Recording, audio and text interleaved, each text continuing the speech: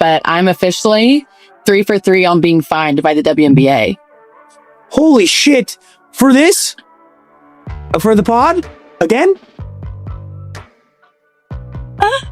They didn't like my comments on Paige Becker's. A casual TikTok from Sophie Cunningham spiraled into a league-wide controversy when she echoed what fans say nightly, that the refs are useless, earning a $500 fine before the upload even finished. While most players would backtrack with a standard apology, Sophie chose a different path, starting a podcast where she openly voiced frustrations shared by players across the league about inconsistent officiating. The WNBA's response was swift and harsher: a $1,500 fine and a pointed warning delivered in front of her entire locker room. What began as an offhand clip has now raised a bigger question by trying to silence her. Has the league created its own worst PR nightmare? Or is it slow?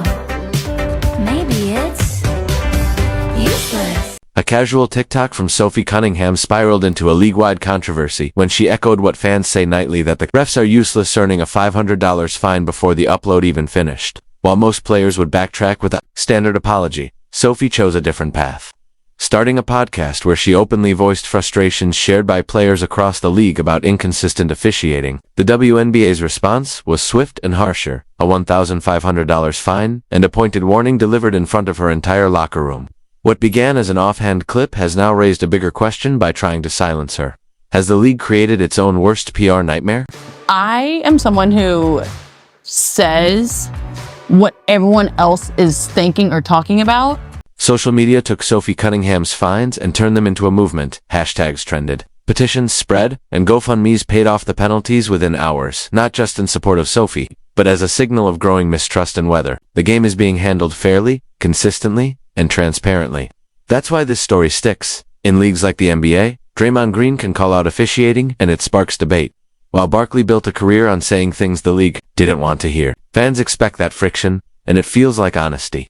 In the WNBA, though, the line is far sharper. Speak out, and you pay uphand. When the speech is about player safety, the optics turn ugly fast. Over the last 2 seasons, fans have watched Caitlin Clark hacked on drives that would draw flagrant calls elsewhere, seen blindside hits that silence arenas, and heard gasps instead of cheers. No matter how people feel about Clark, the standard should be simple: protect every player with the same rulebook every night. When that standard feels elastic, fans start running the math, and they don't like the outcome. Sophie Cunningham was putting that equation into words from the floor, while still acknowledging nuanced some refs are excellent, but the job is brutally hard, and that physicality is part of the sport. But the inconsistency is the killer. One night it's a touch foul, the next it's hockey. One quarter the whistle is symphonic, the next it's broken. That inconsistency doesn't just annoy, it alters game plans, player availability, coaching, decisions, and even how rookies drive or vets contest. Can't keep my hands to myself. I mean, I could, but why would I want to? The WNBA couldn't have picked worse timing to fine Sophie Cunningham, with national headlines already questioning whether Caitlin Clark's treatment crossed legal lines and clips of hard contact spreading faster than post-game quotes. Instead of addressing those plays, the league punished a player for talking about them like taping over a check engine light before a road trip thing. The perception that silence mattered more than solutions. At its core, the issue is consistency. Fans can live with tough whistles if they're applied both ways, and players can adapt to a tight or loose game if it holds steady for all 40 minutes.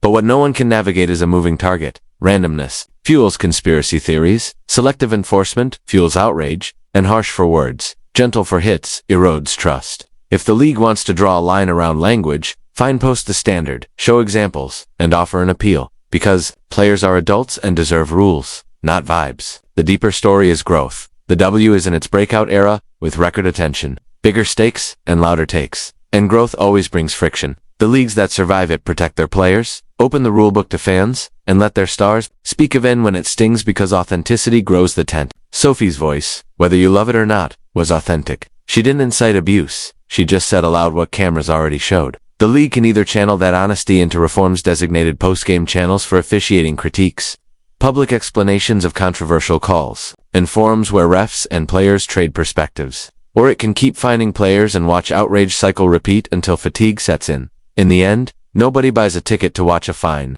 They buy one to watch a fair fight. If the WNBA hears that and acts now, this saga doesn't have to be a scandal. It can be an inflection point that makes the game stronger for refs, players, and fans alike.